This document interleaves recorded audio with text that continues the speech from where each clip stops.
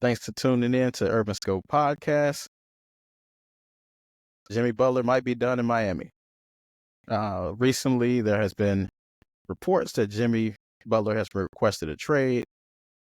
Even in a press conference earlier this week, he stated that he wants to see himself getting his joy back playing basketball.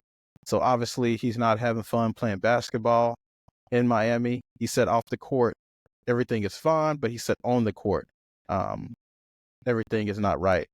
So there has been speculations and reports from ESPN pundits and analysts saying that Jimmy Butler wanted an extension and Pat Riley won't give him this extension. Now, there's history of Pat Riley doing these type of things and not compromising for his players. And in the NBA, more so than any other sport, I would think, you have to compromise to your players because it's a players' league. One player on your team can affect the fate of your team. As far as playoff pushes goes and championship runs and things like that. You have a LeBron on your team, it changes everything. You have a Steph Curry, it changes everything. You have a Giannis, it changes everything. You have a Joel Embiid, it changes everything. So it's very important that you acquiesce to these star players.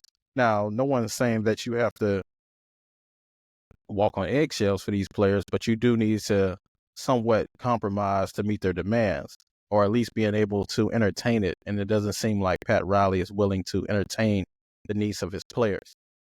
When you think about Pat Riley's comments last year, there was a video of Jimmy Butler going around saying, if he was hurt last year, so he was saying that if he was playing this year, the Celtics wouldn't have been in the playoff, would have got knocked out of the playoffs.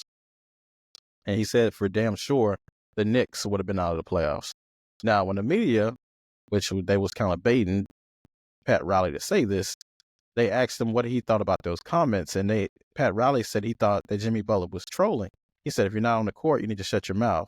Now, how do you think your star player or anybody, adult, is going to take that when someone is telling you to shut your mouth? When you're an adult, you take these things kind of personally, especially when you're getting paid as much as Jimmy Butler is getting paid, this high or exorbitant amount of money in NBA terms.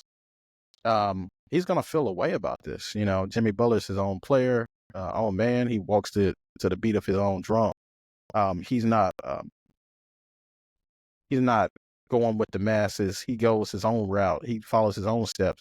And we know this is from the opening day media conference that goes on. He was dressed up emo 1 year. 1 year he had the fake hair. He does what he wants, and he doesn't care what other people think. He's always been strong-minded, strong-willed. And Pat Riley is the same way. So, like they said in the ESPN article, this marriage inevitably was going to come to an end in a bad way, and it wasn't going to end mutually. What do they call it? Irreconcilable. They wasn't going to be able to settle this. So, like I said, Pat is old school and he wants to see results. But when you think about results, Jimmy Butler gave you those results. And actually, Miami since 2019, when he entered the league, they have overachieved. The year in the bubble, the second year he got there, they went to the championship, the NBA championship in the bubble against the Lakers. And Jimmy Butler was able to push that series out longer than it should have. Because there's a famous meme or a famous picture of Jimmy Butler exhausted. He's slumped over. He's he put everything he had into that game and into that series, and he never cheated you, especially in the playoffs. He got the name Playoff Jimmy for a reason, because like I said, he overachieved and he had his players overachieve. Miami didn't give him much to work with as far as talent-wise. Now, if you think about the draft status, he had a lot of players that were late second rounders, undrafted players, a lot of them. And also, Jimmy Butler was a late first-round pick as well. He was selected 30th at the end of the first round himself. So that team overachieved. Just making the playoffs was a tall feat, and they did that multiple times, and they were a three-pointer away from going back to the championship just a couple of years ago. Jimmy Butler missed a three that rammed out. other than that, they would have went right back to another championship. So, like I said, they overachieved, and I think Pat Riley kind of took. I don't even think he counted it. I think he took advantage of what Jimmy Butler brought to the team just because he didn't win a championship. But you got to think about where will you be without Jimmy Butler if you trade him or you let him go to free agency? You might end up like the Toronto Raptors. You're getting high draft picks and doing all this stuff, but at least Toronto got a championship out of it, when they had Kawhi.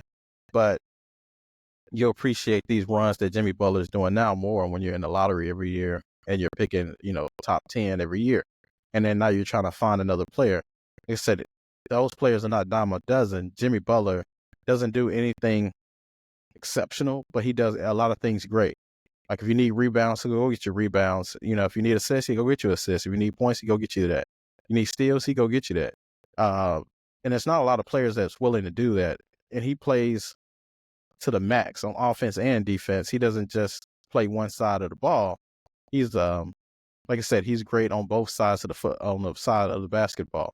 He's not one of these star players that just goes out there and looks for 30. He's looking to shut down the best player as well. So, and he can guard multiple positions. He can guard probably 1, 2, 3. Your point guard, shooting guard, small forward, and some power forwards now because there's not a lot of height out there anymore, a lot of true big man. And that's another point that I think Jimmy Butler has on his favor is Pat Riley never gave Jimmy Butler a team with much size. Pause. The tallest player on their team is Bam Adebayo, and he's 6'9", and most of the other players he's playing are 7-footers, 6'11", which is still 7 foot, I think. But in the NBA Bubble Championship, he had to go against Anthony Davis. Anthony Davis is almost 7 foot, basically a 7-footer. And then you had Dwight Howard and JaVale McGee and all these different players that Bam Adebayo has to guard, and they're undersized every year. And most teams don't have to worry about that because nobody's backing people down anymore or really playing out of the paint. And even Anthony Davis is a jump shooter most of the time, but still, you still have to deal with these taller players, more size players, and they never gave him that. And for Pat Riley to have Alonzo Mourning on the side of him, you think Alonzo Mourning would have gave them a true center. They had a true center for a few years, but it never worked out with Whiteside. Unfortunately, I think he ended up going to Portland, but nevertheless, they was always working behind the 8 ball, and Jimmy Butler gave them more than what they actually was supposed to get. They overachieved for many, many years. And you knew Jimmy Butler's personality when you got there. Jimmy Butler was a talker, and he always backed it up as well. So for Pat Riley to make those comments and for him not to acquiesce to his superstar, it's just showing his old school ways and his stubborn ways. And another point of contention was back in 2019 when Jimmy Butler was a free agent. You had several other free agents that you could have went out and got, but they never came to your organization. So you had KD, Kyrie, who both went to the Nets, the Brooklyn Nets at the time. You didn't get them. You had Kawhi, who went to the Clippers at the time.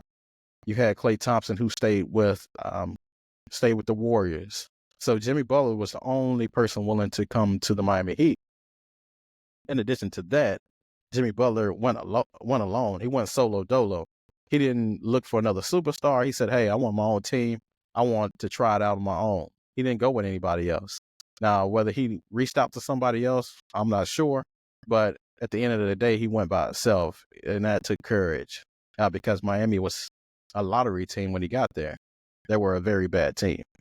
But, Pat Riley let D Wade go to, leave the organization, and eventually he came back and retired, and he just got a statue last year.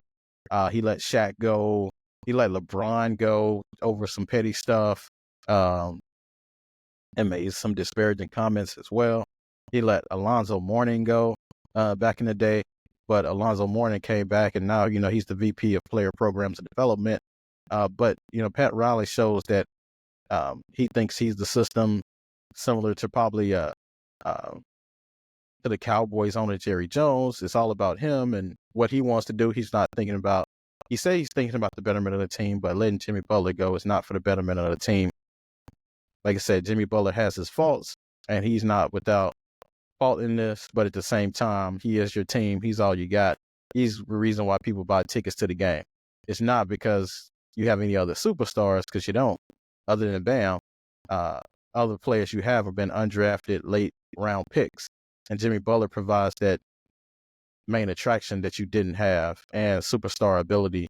And also, he brings success to the team, even though he hasn't won a championship, but it hasn't been many teams have. But what other options do Miami have? You know, like I said, the trade deadline is next month, February 6th. And I'm not sure what they'll be able to do with Jimmy Butler. Pretty sure they'll finally trade for him, but whoever trades for him is going to realize that he wants a long-term deal, and it's probably his last major deal he'll get. But a lot of teams don't have a lot of cap space left.